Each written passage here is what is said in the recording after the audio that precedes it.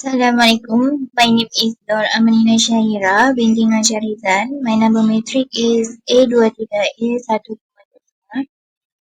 I would like to briefly share about two serious environmental issues in Malaysia: soil erosion and flooding.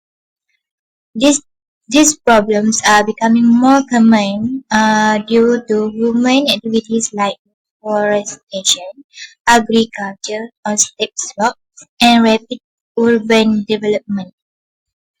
For example, in Cameron Highlands, uncontrolled farming has caused severe soil erosion and landslides. In cities like Kuala Lumpur, too much concrete and poor drainage have led to frequent flash floods. Meanwhile, states like Kelantan and Terengganu face massive floods every monsoon season, damaging homes, crops, and livelihoods. These disasters not only harm our environment but also affect our economy and community. So it is important that we all understand the cause and take steps to manage land and water more responsibly. Thank you. That's all from me. 2.0 Analysis is factor. Soil erosion and flood occur due to several main factors. The first point is excessive deforestation for development and agriculture. The next point is construction in hillside areas and along riverbanks without mitigation plans. The next point is inefficient drains in urban areas. The last point is climate change causing unusual rainfall. Next is soil erosion and flooding occur due to market value in managing environmental resources. The first point is the effect as negative externalities. The effects are manifested as negative externalities of economic activities such as lock-in or housing development that do not take into account the real cost to the environment. The next point is use of public resources. River, land, and forests are non-exclusive and non-competitive sources. Due to the lack of specific ownership, they are overused and not well maintained. 2.1 Factor: Market efficiency cannot be achieved. The market is unable to manage natural resource sustainably because it only focuses on short-term profits.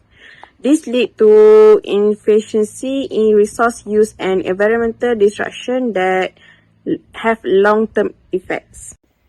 A. Enforcement of environmental law. Limiting logging and enforcing river and forest reserve area. B. Imposition of tax or fines. This incorporates external costs into actual product cost, internalization of externalities.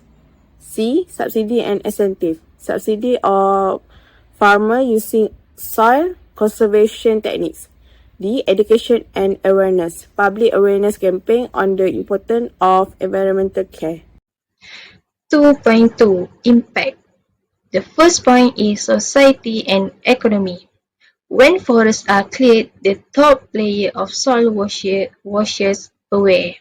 This makes farming harder and causes food prices to go up. At the same time, flood damage important structures like roads and bridges, costing the government a lot of money. The second point is social and health effect. People living in hill feel landslide and city face sudden flood. Dirty flood water causes diseases and put pressure on hospitals. Losing home and loved ones can leave deep emotional scars. The last point is environmental damage. Cutting down forests harms animals and plants. The loose soil flows into rivers, making the water dirty and dangerous for fish and for us. Assalamualaikum. My name is Nur Adira Najwa binti Shahardin. My number is A23A1459. Now I want to present about conclusion. So this year I was including our environmental program postponement activities such as agriculture, mining, illegal logging, and product development and power grid system. Therefore, our parties must work together to protect the environment. For example, parents need to educate their children, schools need to conduct awareness campaigns, and authorities need to take strict action against offenders. He states that early education, youth, risk management, and effective law enforcement can prevent disaster. If no action is taken, the country will continue to expose to the risk of disasters.